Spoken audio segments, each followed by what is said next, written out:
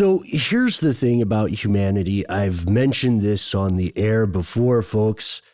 Human beings are very, very good at losing stuff. Everything from car keys to cities to potentially entire civilizations. Remember that for centuries, people thought the city of Troy was little more than a myth until someone actually found the real-life historical ruins of that city. And over the span of history, we've seen many, many claims about lost cities or lost civilizations.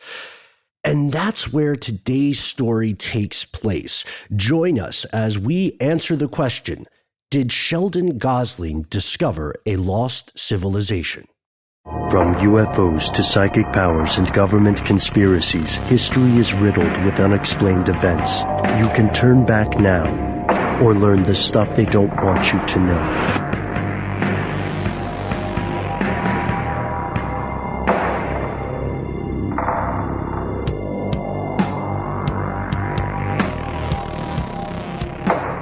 Hello, welcome back to the show. My name is Matt.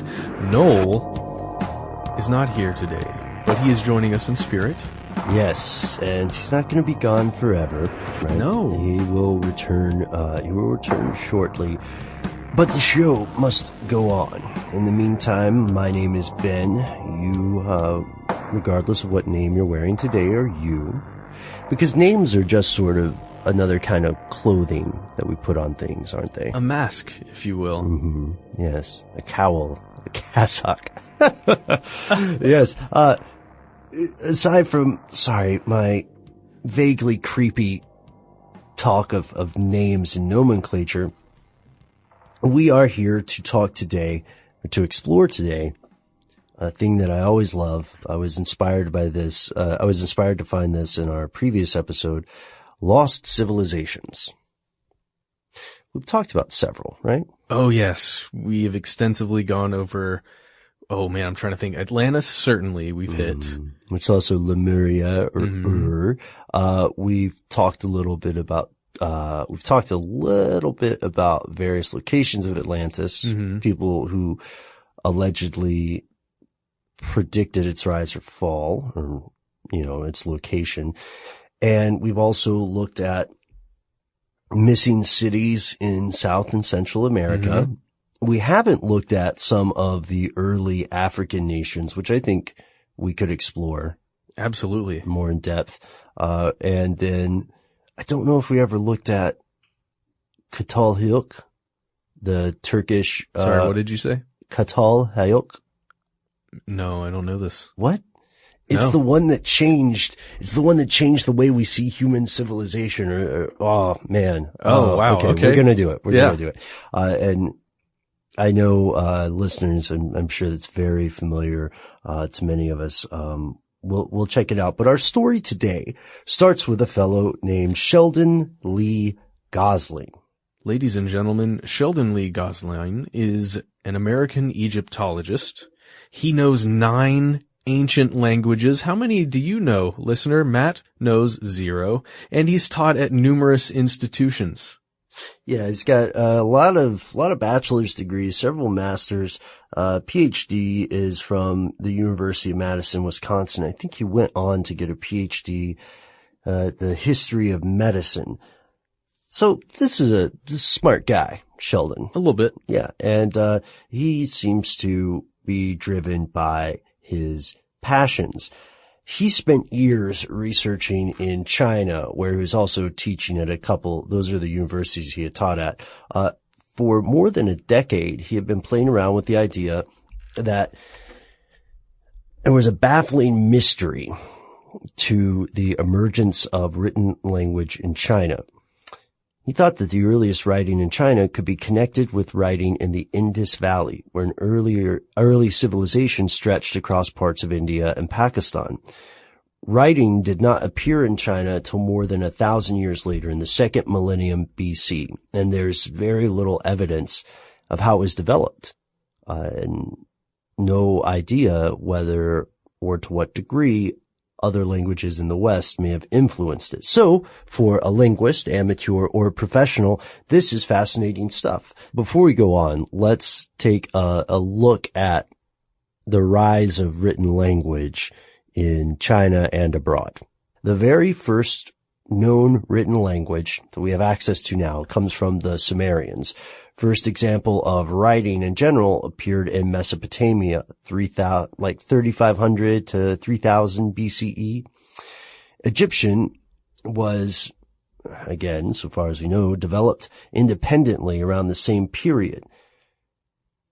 The Chinese writing system, the first writing system there, appears around 1200 BCE. No obvious reference to other writing systems. So it's interesting to think about, but we're thinking about the holes in the theory, right? Mm-hmm. We have this example here with, Egyptian rising independently, right? But then I'm sure there was interaction after that. But otherwise, unless we have something to back it up, unless we have something to back up this idea of language migrating somehow from the Indus Valley, then this is little more than a nice conversation for the folks at the linguist conference when they're in the hotel bar. So the idea is that the earliest writing in China and all these other places all came from this original Indus Valley group of people or culture? At least in the case of China. Okay. Yeah. So it was more of a, what if? Got you. And nothing was going to come of it, at least that is until 2013. And we'll tell you what happened after a word from our sponsor.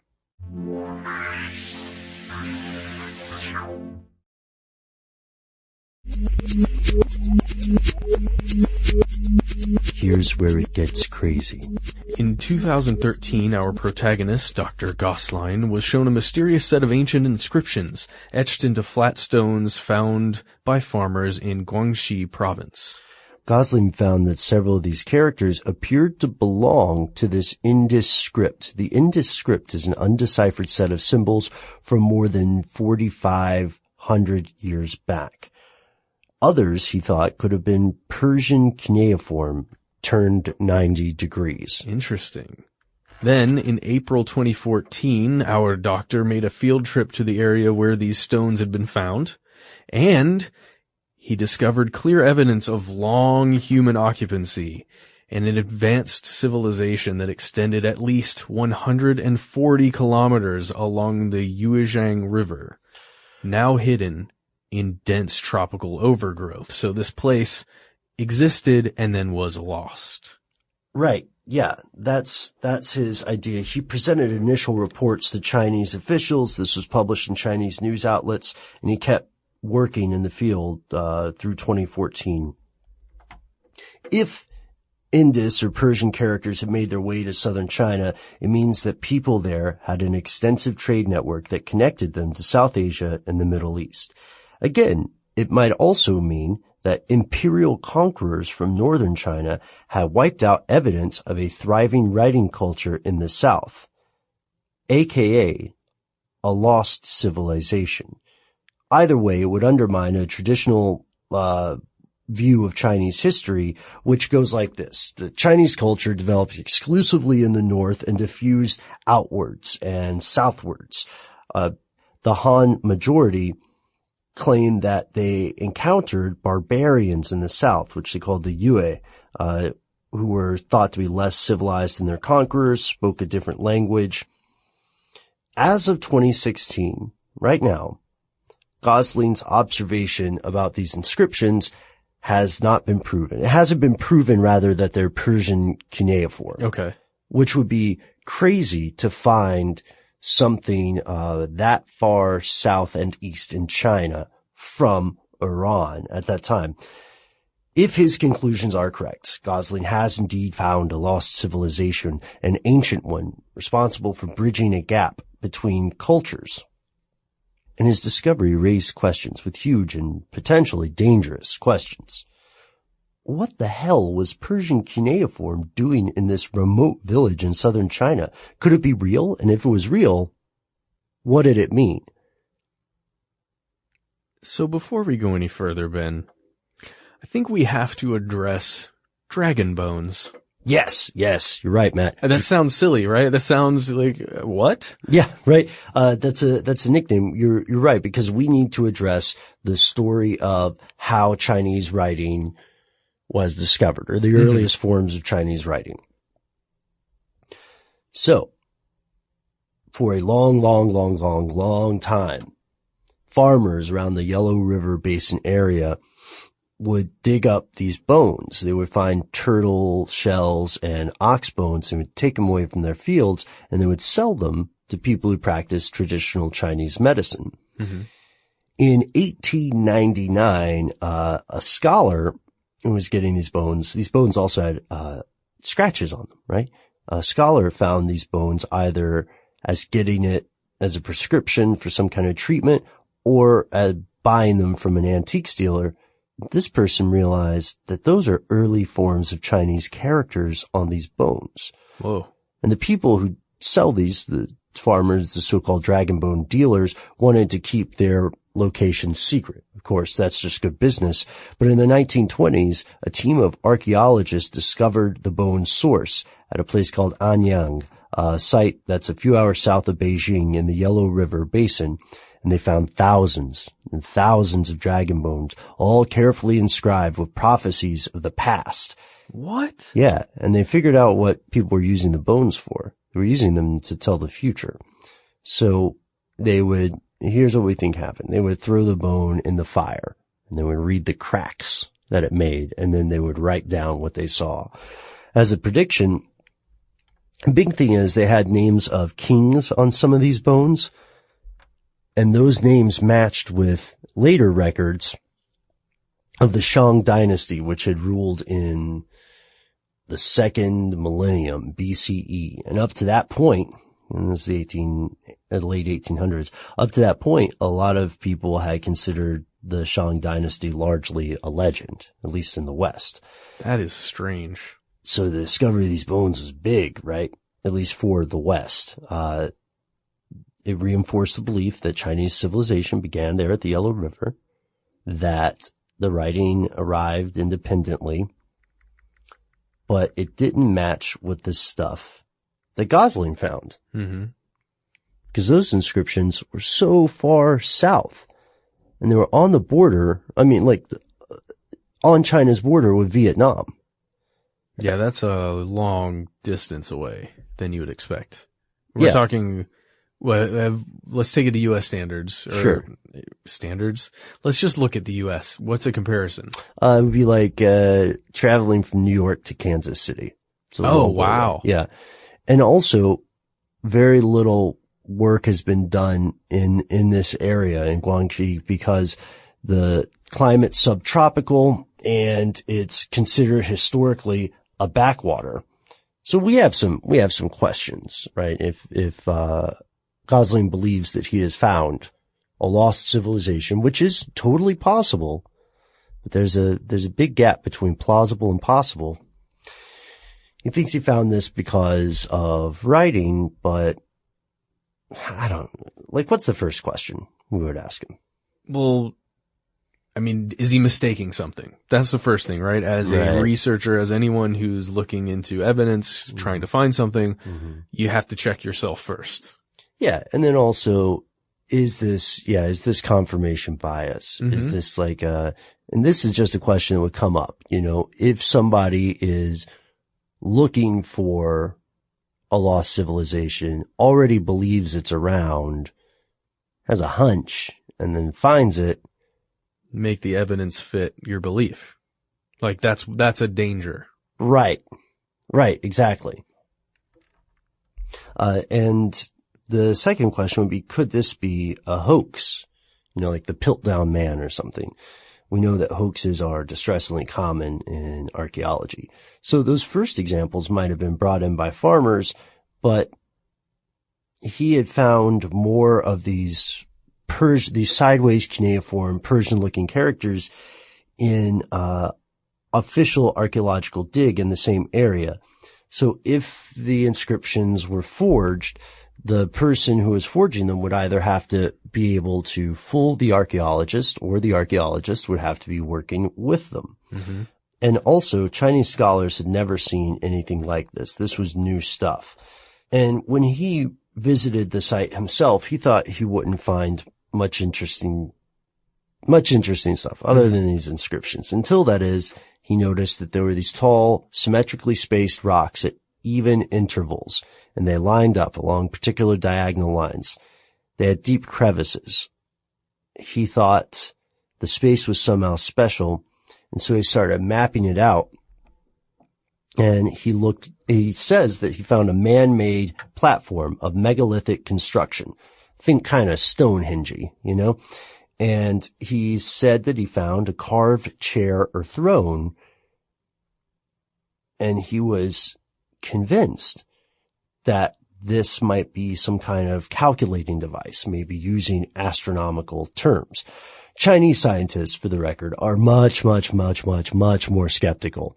And Vietnamese authorities are saying, hey, maybe this is just an ancient site of early Vietnamese culture, right? That's possible. Gosling believes that this is indeed a lost civilization. Investigators who contacted some of the Chinese scientists say that the Chinese scientists essentially told them, you know, you're not going to be impressed when you come see it. We have to wonder, is there a cover up, or is there, like, is Gosling knowingly telling the truth? Does the Chinese government have an interest in this? It seems like the interest could be protecting at least the agreed upon history in the area and of the entire country and the region. Right. Yeah, that's going to be one of the first accusations people would make, would be that this is being covered up to preserve the official narrative, right? Mm-hmm.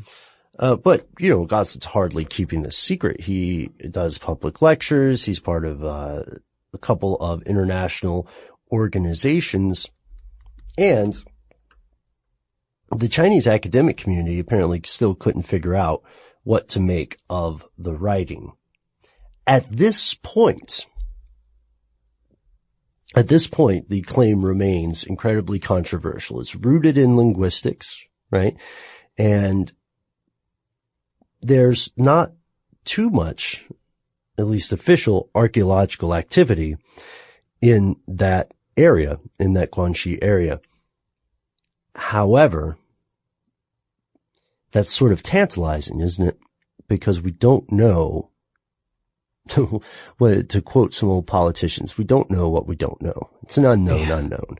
And with this in mind, we are hoping to learn more about lost civilizations and reach out and contact Dr. Gosling, if possible, to hear more details. He has some papers available, and he is far from the only academic looking for evidence of civilizations that time and history forgot. Now we'll pause for a word from our sponsor.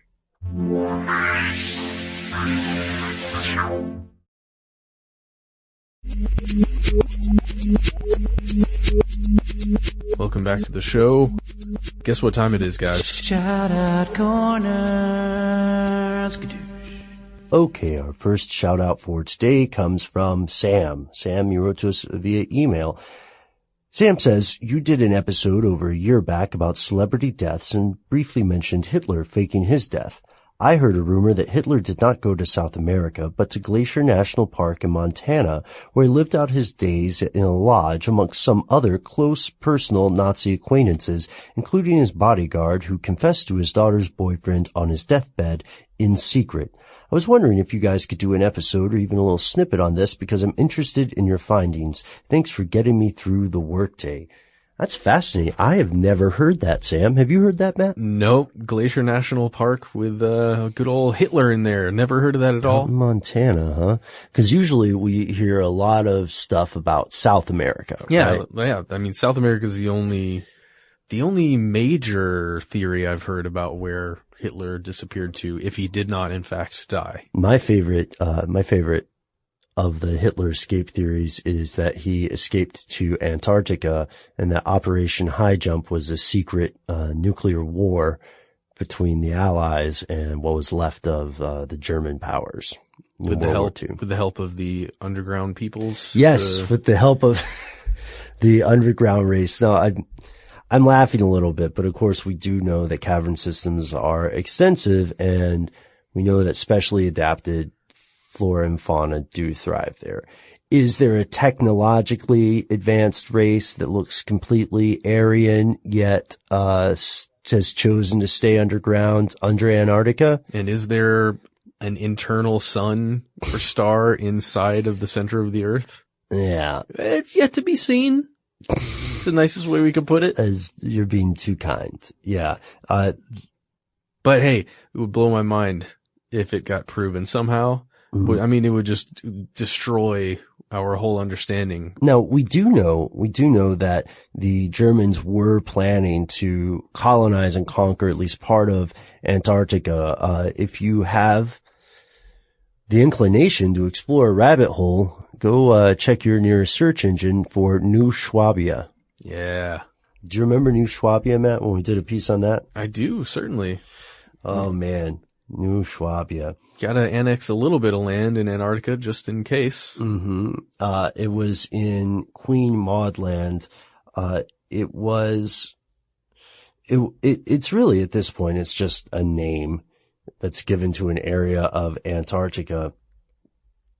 But the hope there was that they would map the area and then establish some sort of beachhead, right? Or some sort of research center there. They made no official claims.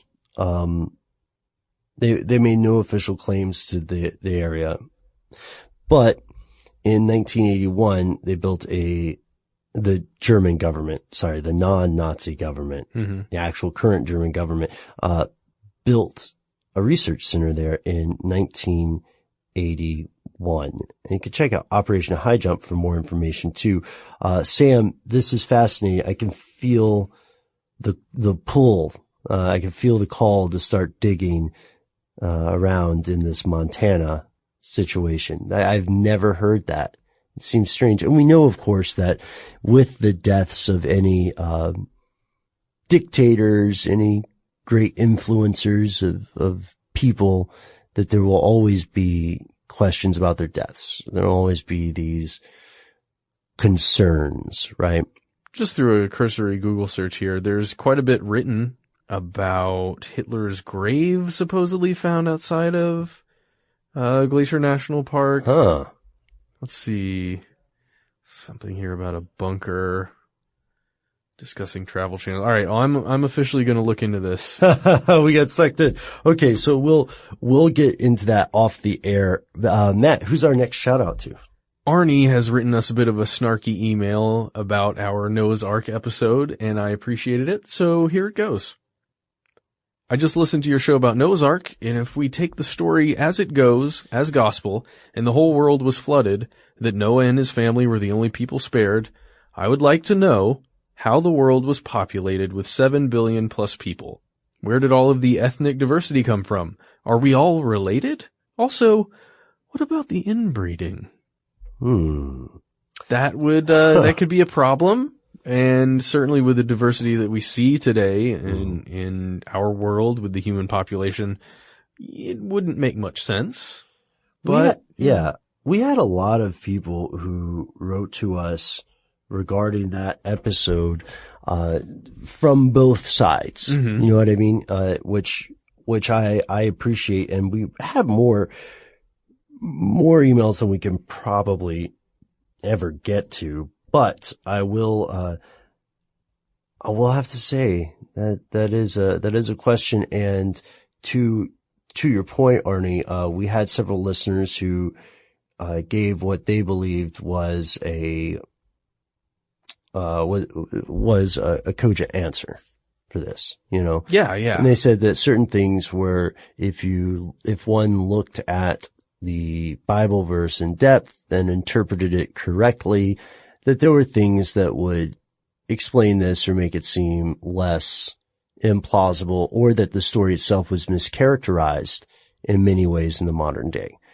Which I understand. I appreciate everybody who wrote in. I think we'll have Noah's Ark's emails appearing for a while in our shout out decades corner. to come. Continuing with Noah's Ark, several people on Twitter and email have written to us. We were asking about films that dealt with Noah's Ark or a version of an Ark. Mm-hmm. A lot of people writing to us about Titan AE, and Yeah. I'm a little embarrassed. I've never seen it, so I'm gonna have to check into that now. My spider sense makes me want to say it was on Netflix for a while. I'm not, It's animated, right? Is that correct? I believe so. Yes, it is animated. All right. So we have time for one more, listener mail, one more shout out, and that goes to Sergeant L. We're going to go ahead and withhold the name here just because it does address military experience. This is in response to our earlier episode on the military and drugs. The sergeant says, first and foremost, thanks for the great podcast. I listen to a lot of the How Stuff Works stuff. I've just caught up on all your audio. I've watched significant portion of the videos. I like the addition of super producer Noel to the audio. Ben, if you could resurrect the Invisible Man, that would be awesome. Whew. The voiceover, at least. Oh, that's a deep cut, Sarge. Oh, man. Oh, wow. I think just people don't know if you've ever seen Always Sunny in Philadelphia, you'll have a good sense of what our crew looked like having to wear that suit. So Sergeant Elk goes on to say, I've been in the U.S. Army for almost 13 years. I've been deployed to Iraq for a total of 39 months over 3 deployments. I work in computers, not in the public affairs office, so everything here is my opinion and observations, not of the Army. Drugs are severely frowned upon by the Army as a whole. Drug tests are common. Positive results for illegal drugs are dealt with harshly, including marijuana where legal. If there is no prescription for a drug like Adderall or morphine from a doctor within the test period, then legal action will be taken and they'll probably be separated from the Army. During the height of the Iraq War, soldiers were less likely to be kicked out, but were still punished. I have never seen nor heard of a prescription that was not a medical necessity. Alcohol and nicotine and caffeine are being discouraged by the Army as an institution. Since the late 90s, the Army had the policy of deglamorizing alcohol, or deglamorization of alcohol. Commands can't use alcohol to promote events or promote its use. The Army Substance Abuse Program, ASAP, can and will help those that are addicted to drugs or alcohol. Smoking cessation classes are offered to anyone using tobacco products. Caffeine and supplements are being openly discouraged. The sergeant goes on, that being said, Army culture is still quite strong in alcohol, tobacco, caffeine, and supplements. Drugs and alcohol are used to self-medicate by some, as with the general population, unfortunately. We have deep-rooted traditions involving alcohol, like the grog. The grog started as a way that all the soldiers would get their leftover alcohol and mix it together to celebrate or relax. Now the grog is a ceremony used to remember past wars and the fallen at army balls, sometimes with alcohol and sometimes without. As you mentioned, nicotine and caffeine are used a lot for stimulants. So many soldiers let off energy drinks, coffee, no-dos, and dip during long missions or shifts in Iraq. There was an energy drink with nicotine and a Red Bull slushy machine in the PX in Baghdad. Finally, there's little to offer gym rats to get them to not take supplements. I said, sorry for the long email. As someone who knows some of the stuff they don't want you to know, most secret info is really boring. I don't know if I believe that, Sarge. Well, I'm not concerned about most of it then. Just the yeah. So thank you so much for writing, and please stay safe. Please stay safe out there. That goes for everybody in the armed forces who's listening to our podcast. And we've been getting some really great feedback, some great details about this. The part about a prescription being a medical necessity reminds me of our earlier email from the psychologist. Remember that, who said that, Yes. that during war times, when you had to have somebody still pulling a trigger for longer than nature would intend, Give them whatever cocktail you can. or give them something. It was relatively vague, but I imagine that there's several different possibilities there. So we know that the culture of the U.S. Armed Forces is changing. And in times of great stress, however, people do still tend to self-medicate. And if you haven't listened to our episode on the history of militaries and drugs, please do check it out. If you are part of another country's armed services, we would also like to hear of your experience with these substances. But for now, that concludes our... And if you want to write to us... And that's the end of this classic episode. If you have any thoughts or questions about this episode, you can get into contact with us in a number of different ways. One of the best is to give us a call. Our number is 1-833-STDWYTK. If you don't want to do that, you can send us a good old-fashioned email. We are conspiracy@iHeartRadio.com. Stuff They Don't Want You to Know is a production of iHeartRadio. For more podcasts from iHeartRadio, visit the iHeartRadio app, Apple Podcasts, or wherever you listen to your favorite shows.